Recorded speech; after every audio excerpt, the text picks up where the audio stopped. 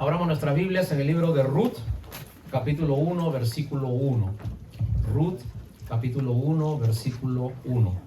Y le damos los buenos días a aquellos hermanos que poco a poco se han ido agregando al servicio en esta mañana y a aquellos que nos están siguiendo también en las redes sociales. Que el Señor les bendiga.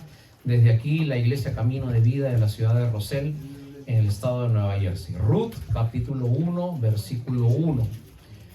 Si usted comienza en su Biblia, va a encontrar Génesis, Éxodo, Levítico, Números, Deuteronomio. De ahí está Josué, Jueces, y de allí metido viene el nombre de esta dama de la cual vamos a hablar el día de hoy, que se llama Ruth. Ruth, capítulo 1, versículo 1. Yo le pido que si usted ve a alguien que está a su lado y no tiene una Biblia, quizás se pueda acercar, quizás le pueda compartir, juntos podamos leer el pasaje. Ruth, capítulo 1, versículo 1. Así sentados lo vamos a leer. Acuérdense, muchas veces Dios no mira la posición en la cual nosotros leemos, sino Dios mira el corazón con el cual nosotros nos disponemos a recibir su palabra. Ruth, capítulo 1, versículo 1. ¿Lo tenemos todos? La palabra del Señor dice así: aconteció en los días que gobernaban los jueces que hubo hambre en la tierra, y un varón de Judá fue a morar en los campos de Moab, él y su mujer y sus 2 hijos. El nombre de aquel varón era Elimelech, y el nombre de la mujer Noemí. Los nombres de sus hijos eran Malón y Kelión, efrateos de Belén de Judá. Llegaron pues a los campos de Judá y se quedaron allí. Y murió Elimelech, marido de Noemí, y ella quedó viuda con sus 2 hijos. Estos tomaron para sí mujeres moabitas. El nombre de una era Orfa, y el nombre de la otra, Ruth. Y habitaron allí unos 10 años. Pero murieron también los 2, Malón y Kelión, quedando así la mujer desamparada de sus 2 hijos y de su marido. Entonces se levantó con sus nueras y regresó de los campos de Moab, porque oyó en el campo de Moab que Jehová había visitado a su pueblo para darles pan. ¿Me acompañas a orar un minuto, por favor? Te pido que allí donde estés, por respeto, puedas cerrar tus ojos, agachar tu cabeza, y vamos a pedirle a Dios que nos pueda hablar en esta mañana a través de su palabra. Oremos, por favor, acompáñame. Señor, en esta mañana te agradecemos porque podemos abrir tu palabra. Tú dices de ella misma que tu palabra es viva. Y, Señor, tiene un poder que nosotros no entendemos. Tiene el poder de abrir nuestro entendimiento, de entrarnos en sentido, de convencernos y de movernos a hacer cambios tan extraordinarios que, como dice tu palabra, podemos tener una vida nueva. Así que yo te pido en esta mañana que a través de cada versículo que vamos a leer, tú puedas hacernos entender algo que pueda hacernos cambiar en la vida. Pero por sobre todas las cosas, que nos enseñes a reconocer la necesidad que tenemos de un Salvador. En el nombre de Jesús oramos así. Amén. Antes de entrar al pasaje, quería contarte una historia para ver si puedo hacerte entrar en sentido de lo que quiero tratar en esta mañana y en este día. Hace un poquito más de 200 años, en el año 1770, Gran Bretaña tomó, se puede decir por esclavo, invadió todo el territorio de lo que conocemos hoy día como India. Entonces los ingleses entraron a la fuerza y tomaron todo lo que es el territorio indio. Quitaron a su gobernante, pusieron ellos sus soldados, sus tropas, sus armas y conquistaron ese país que hoy conocemos como India. Cuando llegaron, se encontraron con un gran problema. El problema era que toda India conocida y habitada estaba llena de cobras venenosas. Por donde quiera que ellos iban, las cobras los perseguían, picaban a los soldados y las cobras hacían que los soldados fueran ir muriendo. Morían uno por uno, uno por uno, uno por uno. Cuando el general del ejército se va dando cuenta de que sus soldados van cayendo uno por uno, entonces se les ocurre una idea. Dicen, vamos a pagarles a los indios para que por cada cobra venenosa que ellos atrapen, nosotros le damos una cantidad de dinero. Así efectivamente ofrecen, todo indio que traiga una cobra se les va a pagar una cierta cantidad. Todos los indios, ¿no? Así se le dice a los que viven en la India, indios por si acaso, todos los indios comenzaron a cazar cobras, las mataban, las entregaban en un cierto sitio y les daban dinero. El plan funcionó, pero los indios se comenzaron a preguntar, ¿y ahora que no hay cobras, de qué vivimos? Entonces se les acabó la fortuna que ellos podían tener. ¿Qué se idearon los indios? Vamos a criar cobras. Las tiramos de nuevo al suelo y entonces de nuevo las cazamos y de nuevo nos dan plata. ¿Qué les parece? Entonces, efectivamente, los indios comenzaron nuevamente a hacer criaderos de cobras y cuando pasaron 5 años, habían 10 veces más cobras que cuando recién llegaron los ingleses. Lo que te quiero dar a entender con esta historia es lo siguiente, historia de la vida real. Muchas veces por arreglar algo, finalmente lo hacemos peor, lo dañamos más. ¿Okay? Vamos a ver hoy día la historia de una mujer que, tal como tú, saliendo de su país, por la necesidad que había, va a un sitio donde había mucho trabajo, mucho dinero, muchas expectativas. Era el Estados Unidos de la época. Pero ¿sabes qué? Queriendo hacer algo, se encontró que a mitad de camino todo le salió mal. Y estaba peor que como antes. Esta mujer se llamaba Noemí. Vamos a ver Ruth capítulo 1, versículo 1 dice, no sé si puedes poner tu mirada ahí en este pasaje de la Biblia, aconteció en los días que gobernaban los jueces, que hubo hambre en la tierra, y un varón de Belén de Judá fue a morar en los campos de Moab. Él, su mujer y sus 2 hijos. El nombre de aquel varón era Elimelec y el de su mujer Noemí. Y los nombres de sus hijos eran Malón y Kelión, efrateos de Belén de Judá. Llegaron pues a los campos de Moab y se quedaron allí. Me gustaría que me prestes atención un ratito porque acá hay un juego de nombres que nosotros quizás no podamos entender muy bien porque nosotros somos occidentales. Pero la Biblia fue escrita para un contexto oriental. Y me gustaría explicarte un poquito qué es lo que quiere decir aquí. Dice que en los tiempos de los jueces, comienza diciendo este libro, en los tiempos de los jueces no había un rey, no había un líder espiritual. Durante todos los 21 capítulos del libro de los jueces hay una frase que se repite constantemente. En aquel tiempo no había rey en Israel. Cada uno hacía lo que le parecía. Y ese pueblo cayó en la más grande tristeza que había. Siendo el pueblo escogido por Dios, se encogió ante los hombres. Siendo el pueblo bendecido por Dios, comenzó a adquirir una serie de problemas inimaginables para la época. En esa época aparece un hombre, una persona simple, desconocida, así como tú, como yo o como el que está a tu lado. Y dice que en medio de ese pueblo, que se llamaba Belén, ¿sabes qué significa Belén? Belén significa casita de pan. Eso significa Belén, casita de pan. Allí nació el Señor Jesús.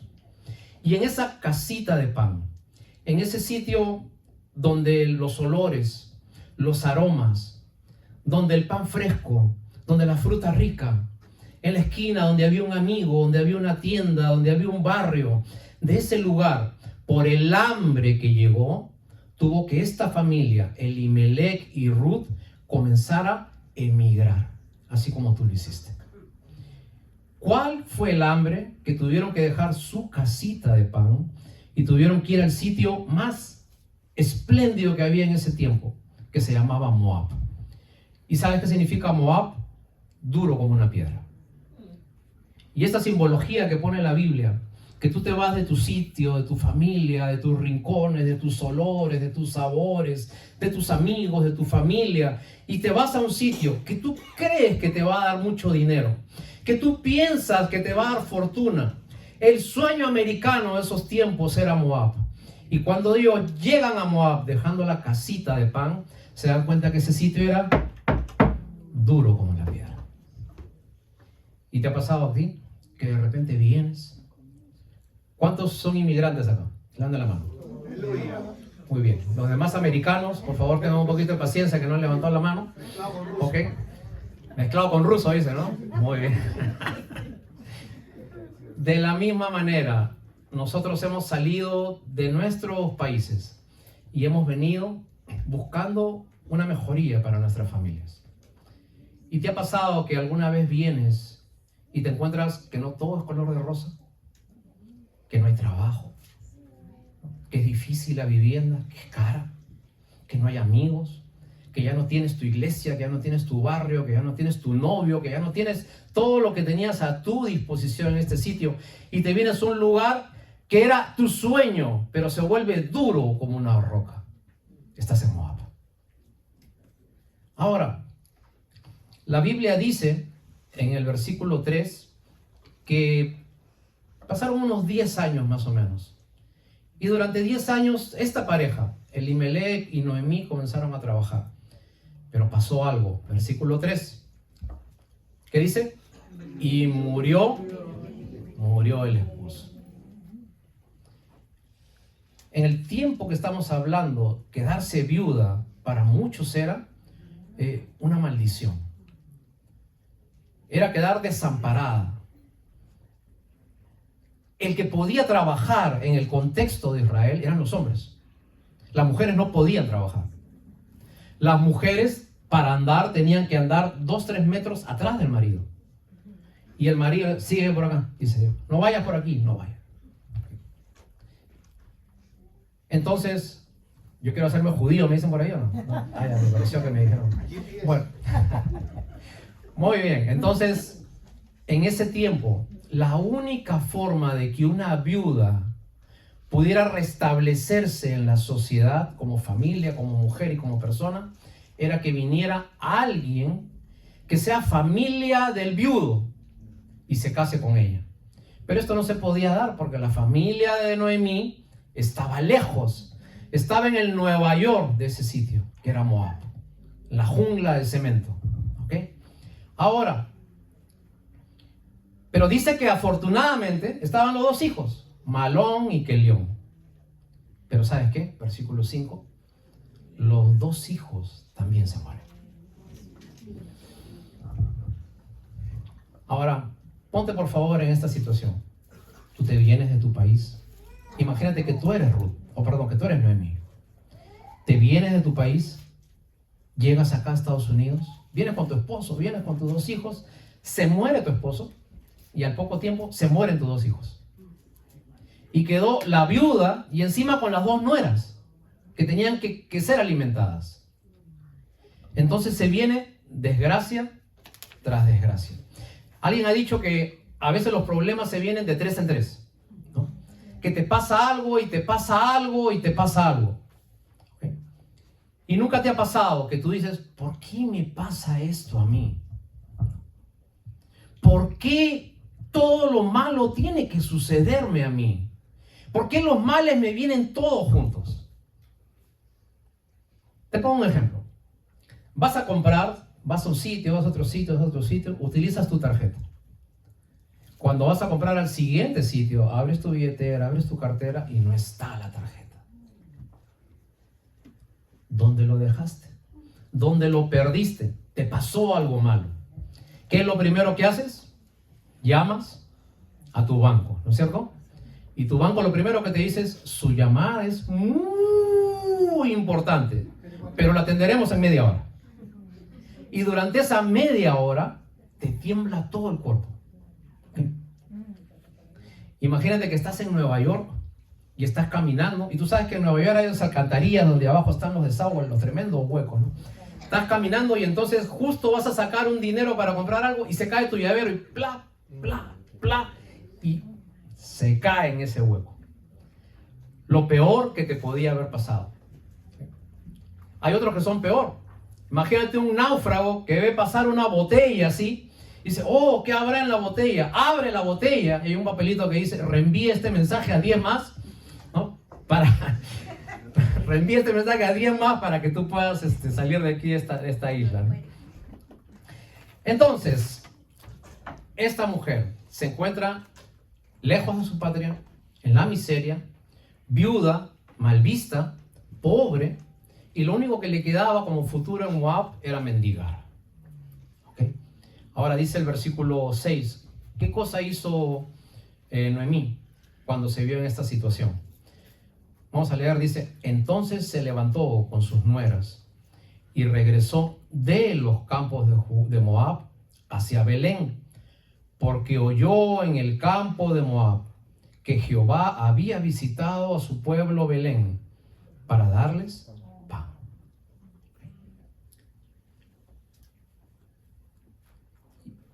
Y quiero ponerte que me haga sentido en algo. Pasaron 10 años para que Noemí se detenga, piense, evalúe y tome una decisión en su vida. ¿Se queda o se va? La pregunta que yo te hago en esta mañana es, no sé cuántos años tengas tú en este país, no sé cuántos meses tengas tú en este país, no sé cuántas décadas tengas tú en este país. Lo primero que te quiero preguntar es, sin importar el tiempo que ha pasado, el tiempo que estuviste acá, ¿te has convertido en una mejor persona o te has convertido en la misma persona de siempre? ¿Te vistes mejor con las mañas de siempre? ¿O eres la misma persona y mejorando en tu vida? Y Noemí dice, ya me cansé, regreso a mi casita de pan. No importa avergonzada, no importa sola, me agarro la vergüenza y me regreso. Entonces dice que el versículo 6, entonces se levantó con sus nueras y regresó de los campos de Moab, porque oyó en el campo de Moab que Jehová había visitado a su pueblo. Versículo 8. Noemí le dijo a sus 2 nueras, vayan, vuelvan cada uno a la casa de su madre. Jehová haga con nosotros misericordia, como le habéis hecho con los muertos y con los míos. Versículo 9. Jehová os conceda que hayan descanso cada uno en casa de su marido. Las besó, se abrazaron y lloraron. Y le dijeron, ciertamente nosotros iremos contigo a tu pueblo. Noemí le respondió, volveos, hijas mías, ¿para qué habéis de ir conmigo? ¿Tengo yo más hijos en el vientre que puedan ser vuestros maridos? Dice el 14, y ellas alzaron otra vez su voz y lloraron, y Orfa besó a su suegra, mas Ruth se quedó con ella. Y Noemí dijo, he aquí tu cuñada se ha vuelto a su pueblo y a sus dioses, vuélvete tú tras ella. Un ratito detengámonos en esta historia. Las 2 nueras, una se llamaba Orfa y otra se llamaba Ruth. Orfa le dice, yo regreso, Noemí, muchas gracias por todo. Pero Ruth, que es el nombre de este libro, Ruth, esa mujer que era la nuera de Noemí, le dice, ¿sabes qué? Yo me voy a quedar contigo. Había un problema. Si Ruth quería regresar a Israel, tenía que convertirse en judía. Porque Moab era pagano e Israel era creyente. Entonces, miren lo que le dice Noemí a su suegra, a su nuera Ruth. Noemí dijo, he aquí tu cuñada se ha vuelto a su pueblo y a sus dioses. Vuélvete tú con ella. Respondió Ruth, no me ruegues que te deje y que me aparte de ti, porque a donde quiera que tú fueres, iré yo, y a donde quiera que vivieres, viviré. Tu pueblo será mi pueblo, y tu Dios será. Y acá vemos una declaración de confesión, de entregar su vida, lo que restaba de su vida, a la fe de su suegra Noemí. 10 años en la cual esta mujer que no creía fue golpeada, impactada por una suegra que creía en Dios. Otra cosa que te quiero decir, por ley los judíos no podían tomar mujeres de otros pueblos, pero los hijos de Noemí, Malón y Kelión no hicieron caso. Aparentemente habían dejado la fe de sus padres y se habían casado con mujeres extranjeras. Y te quiero decir algo, a pesar de que sus hijos no habían seguido la misma fe que los padres, Noemí no decayó, Noemí no desistió. Y quiero hablar con usted que de repente en esta mañana centra mucho su vida en lo que hagan sus hijos. Yo quiero decirte algo, no importa el camino que tomen sus hijos. Si usted ya les enseñó qué cosa es llegar a Dios, cómo hacerlo a través de Cristo y cómo arrepentirse de todo corazón, y ellos ya son mayores, usted cumplió. Usted confíe en que lo que usted les enseñó es una semilla viva que ha caído en su corazón. Pero déjelos a ellos que hagan su vida, ellos son mayores. La Biblia dice, dejará el hombre a su padre, a su madre, y tendrán su hogar. Y eso implica a tus hijos. Deja a tus hijos que tomen a su mujer y hagan su vida. No te metas en la vida de ellos. Ellos son un nuevo hogar. Y que tu felicidad no dependa de lo que hagan ellos. Uno se preocupa por lo que hacen ellos, pero mi vida no depende de ellos. No es que si ellos están bien, yo estoy bien. No es que si ellos están alegres, yo estoy alegre. Y si ellos están mal, entonces yo también estoy mal en la fe. Porque en ese momento estás poniendo a ellos en el medio de tu vida y la vida de Dios. Y en ese momento tus ídolos vienen a ser tus hijos. Así que para usted, deje que ellos hagan su vida, conozcan su camino, sigan su rumbo, así como usted lo hizo. Y tenga confianza en que en algún momento Dios va a trabajar con ellos. ¿Le parece? Lo segundo, nunca menosprecie el poder del testimonio. Quizás usted pueda ver de que alguien que está alrededor suyo no conoce de Dios, pero lo está mirando. Está observando cómo usted se comporta en los tiempos malos, en los tiempos de crisis, en los tiempos de dificultad.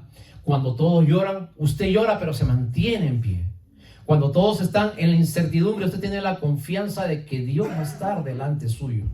Y eso hizo que el corazón de Ruth pueda ser golpeado de tal manera que ella pudiera decir, no, si tener fe en tu Dios es ser como tú, yo quiero ser como tú. Yo me voy donde tú vas. Yo quiero seguir al Dios que tú vas. Y nada nos va a separar. Y la palabra Ruth significa aliada.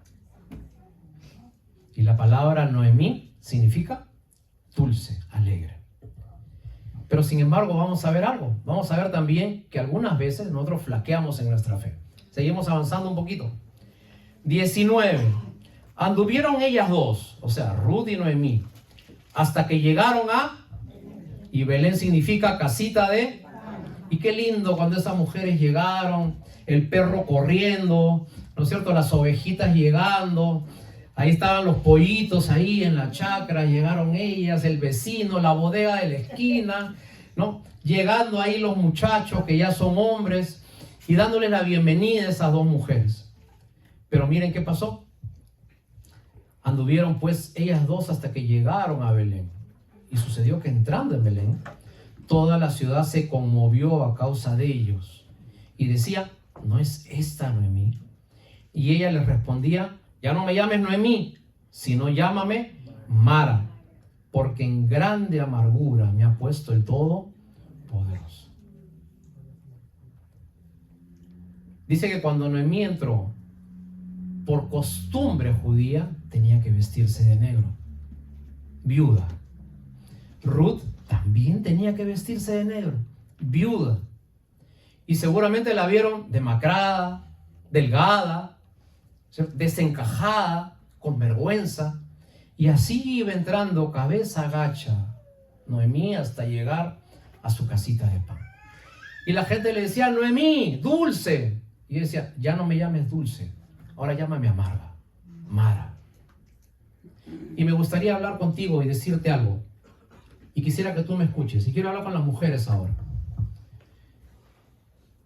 Dentro de cada mujer todavía está esa niña sonriente. Esa mujer que busca lo mejor para su vida. A quien su mamá le contaba que iba a venir un hombre, un príncipe, que le iba a llevar un castillo y la iba a hacer feliz. Pero como te habrás dado cuenta, pasaron los años y no es así. Y muchas veces los príncipes se convierten en sapos. Y el castillo se convierte en un cuartito. ¿Cierto? Pero ¿sabes qué? La pregunta viene a ser, y te hago esta pregunta.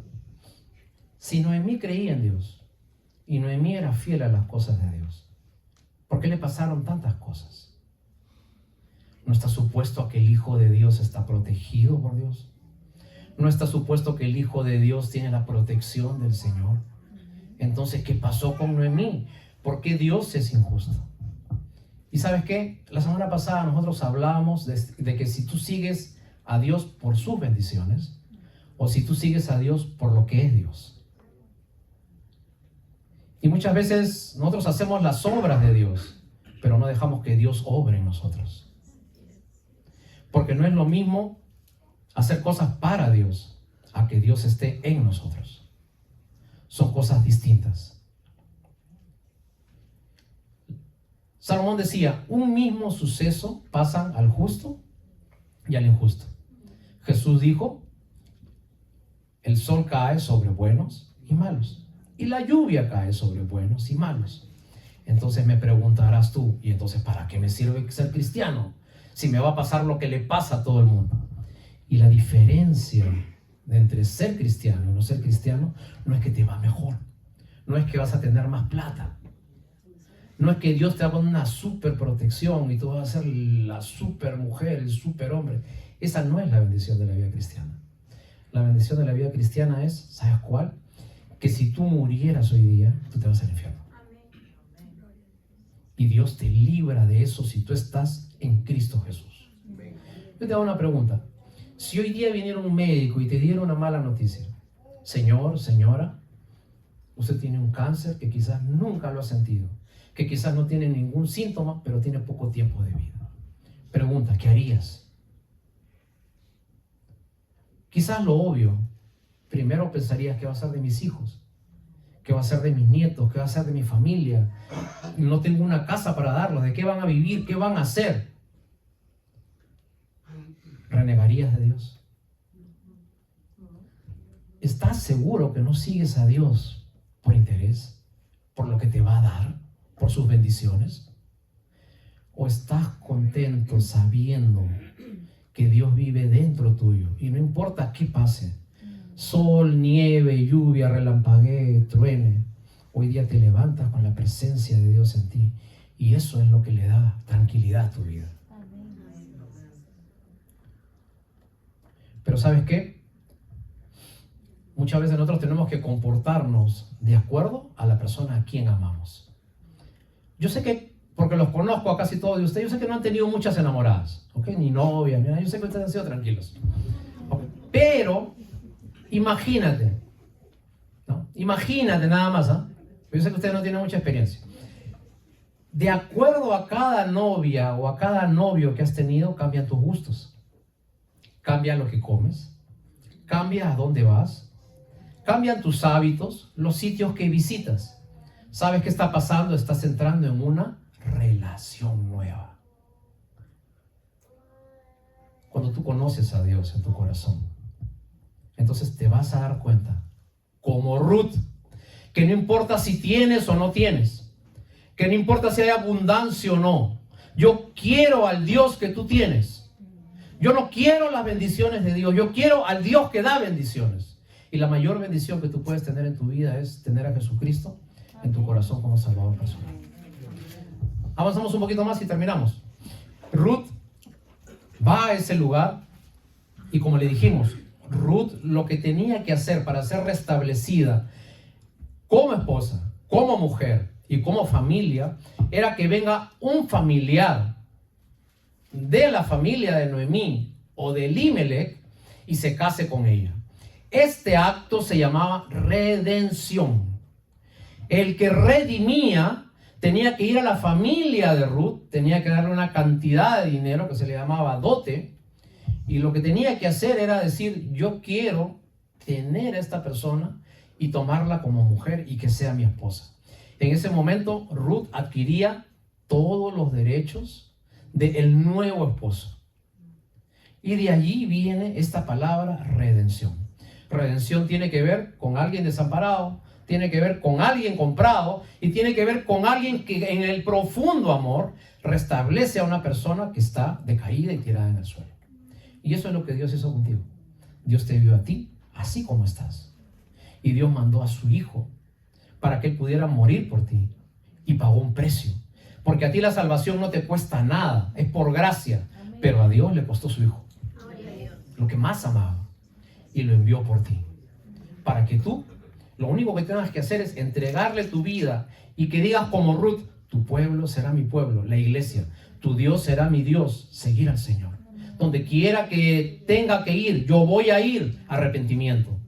Y esta declaración de fe fue la que hizo Ruth. La Biblia dice que, para no hacerte muy larga la historia, porque son 4 capítulos, que te voy a sintetizar, Ruth conoce a una persona que se llamaba Boaz.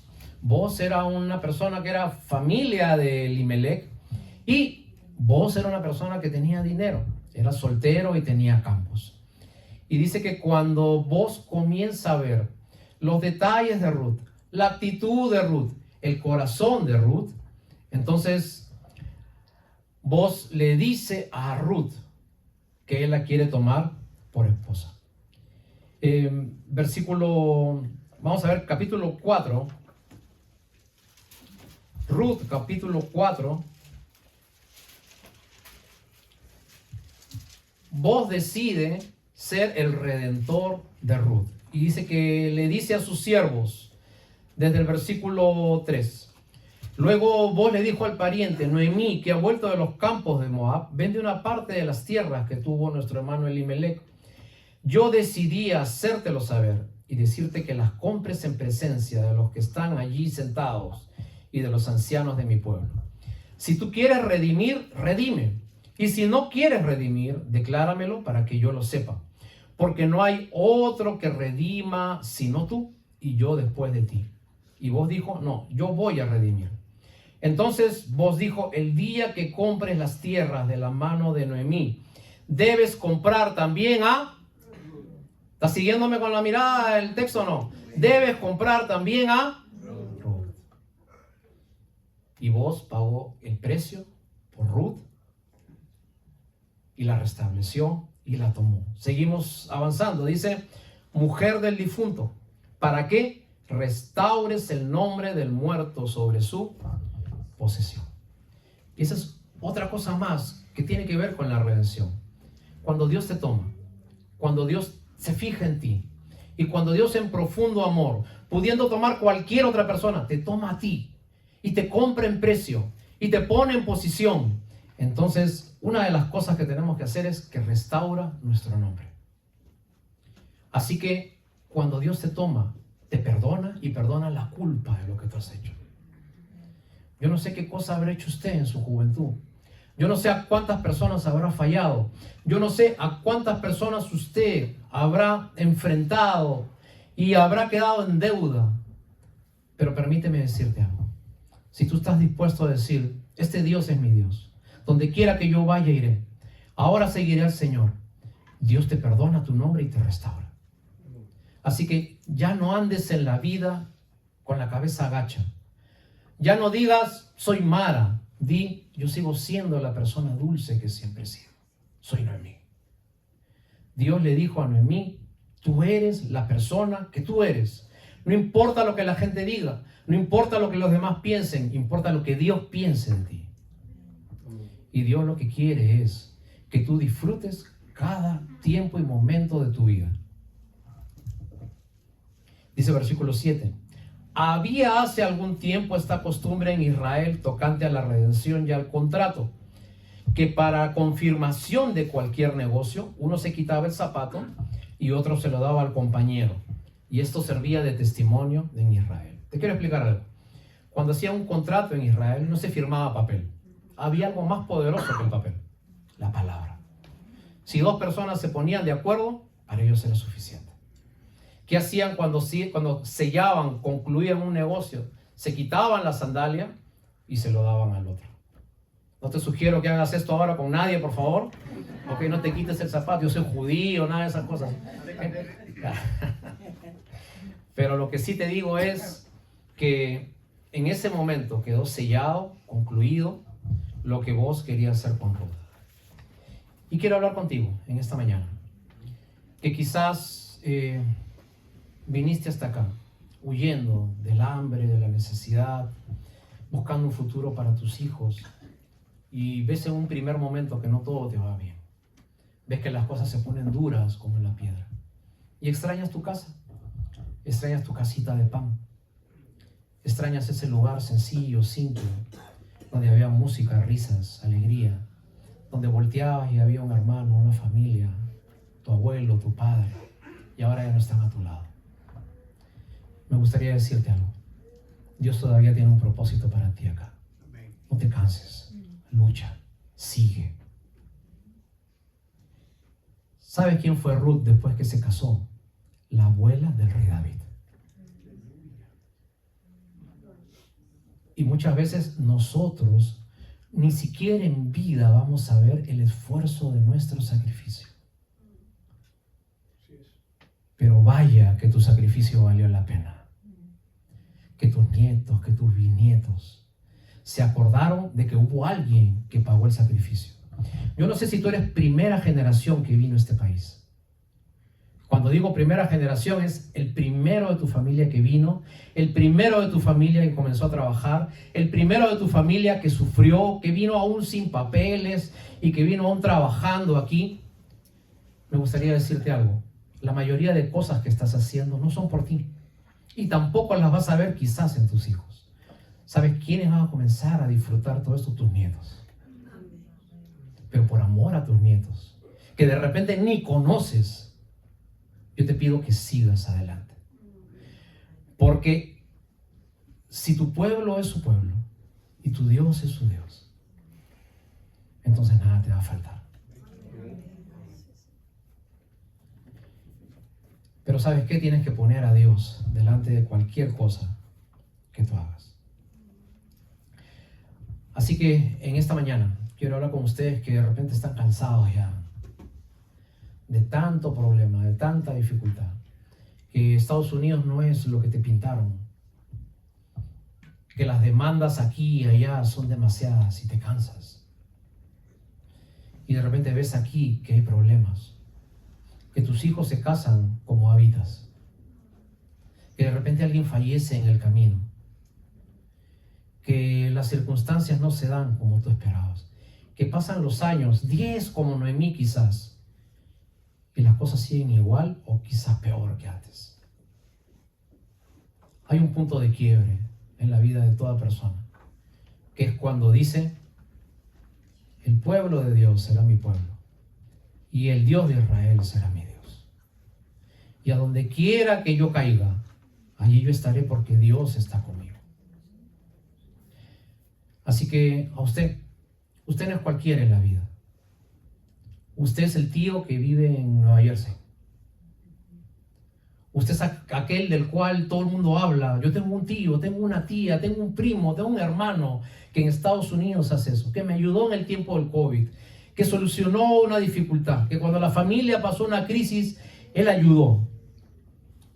A usted que es el guerrero de la familia, el que se vino acá cuando nadie quiso venirse. A usted me gustaría decirle de que usted tiene que agarrar las armas de Dios. Porque con sus armas no va a poder. Pastor William Johnson decía que hay policía con palito y policía con arma. Y ustedes han visto en los barrios populares que hay policía con su palito ahí caminando, su uniforme, su gorro ahí todo caído. ¿Quién le tiene miedo a ese hombre? Díganme. Pero cuando agarras un policía con su buena arma aquí, ahí lo piensas. Usted puede ser cristiano de palito y puede ser cristiano con las armas espirituales que el Señor le da. ¿Okay? Pero ¿sabes qué? La historia de Ruth se resume en una cosa. Usted en la vida no necesita dinero. Usted en la vida no necesita casas. Usted sabe qué es lo que necesita: un redentor. Porque cuando usted tiene a alguien que lo redima, que lo mire, lo rescate, lo ame y lo ponga en posición, entonces su mira ya no va a estar en lo que tiene, porque usted tiene algo tan valioso dentro suyo, que eso va a ser suficiente para que pueda irse de este mundo. Jesús dijo: el reino de los cielos es como un hombre que halla una perla de gran precio, y cuando la encuentra en ese lugar, va y con gozo compra ese terreno porque sabe que ya está ese tesoro. Así que me gustaría preguntarte en el día de hoy: ¿cansado del camino? ¿Cansado de las situaciones? ¿Cansado de la economía? ¿Cansado de las situaciones familiares? ¿Cansado de que la vida corra y pase y usted ve que no hay mucho cambio? Me gustaría decirte algo. Lo primero que tú necesitas es un redentor. Porque cuando este redentor venga a tu vida, tú te vas a dar cuenta que hay alguien que te ama por puro amor. No porque quiera algo de ti, no porque desee sacar un provecho de ti, sino porque posó sus ojos en ti y te ama de tal manera que quiere sacarte de tu condición. Así que si usted hoy día, en esta mañana, quizás ha estado viniendo mucho tiempo en la iglesia, o quizás está yendo de iglesia en iglesia, escuchando una cosa y otra cosa, mirando que se habla, escuchando la liturgia que se dice, me gustaría centrarte en lo principal de tu vida. Tienes un Redentor en tu vida.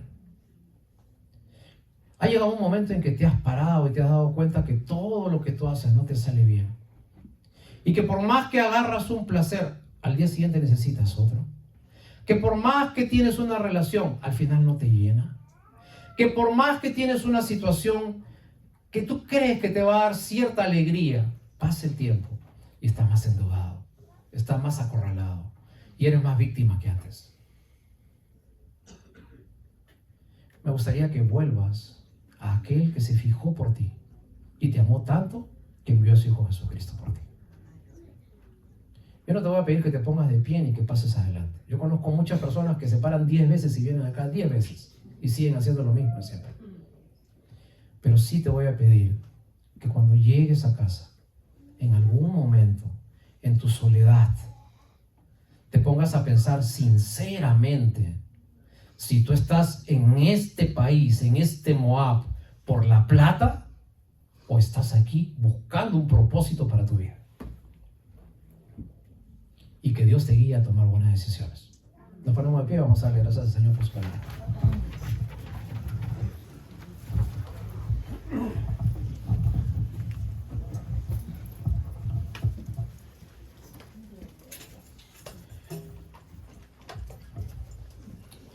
Ese es el tiempo para que la iglesia pueda orar, cada uno en su corazón.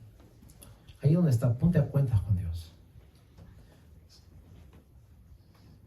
Si no has tenido una comunión verdadera con Dios, pídele. Si no tienes fe, dile a Dios, auméntame la fe. Si no tienes una creencia firme en Dios, dile, Señor, yo quiero creer, pero no puedo, no lo siento, no sé cómo hacerlo, pero aquí estoy, desarmado. Y la Biblia dice que Dios no rechaza al corazón humillado y al corazón simple. Vamos a orar. Señor, en esta mañana te agradecemos por tu palabra. Muchas gracias porque cada vez que la abrimos hay una enseñanza para nosotros. Te agradecemos porque, Señor, es cierto que cada uno de nosotros dejó su casa en su país y vinimos aquí. Pero también es cierto que nunca, nunca, nunca nos dejaste. Aún en los momentos más difíciles no nos desamparaste. Y si pasamos algo mal aquí, siempre fue por nuestra culpa. Siempre fue por nuestro capricho, nuestras malas decisiones. Señor, haz que los años que nos queden de vida, Señor, ya no andemos en amargura, sino que andemos en la dulzura de una relación personal contigo. Ya no queremos ser Mara, queremos ser Noemí. Y Señor, ya no queremos ser las moabitas, ahora queremos ser las Ruth, redimidos, incorporados al cuerpo de Cristo y puestas en posición, restaurado nuestro nombre por nuestro Redentor amado Cristo Jesús. Así que en esa gracia nos abandonamos en esta mañana en el nombre de Jesús. Amén. Hermanos, que el Señor les bendiga a nuestras hermanas en la alabanza. Gloria a Dios, pastor.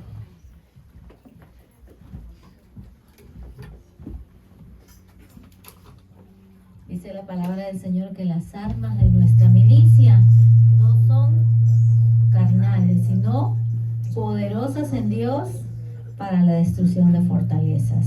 Te adoramos, Señor Jesús.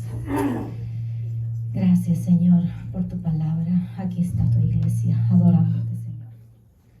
Santo es tu nombre, Jesús.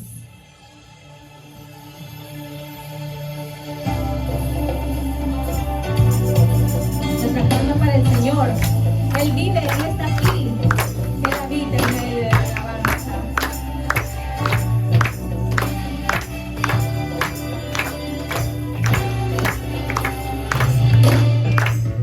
Cristo vive, Él reina.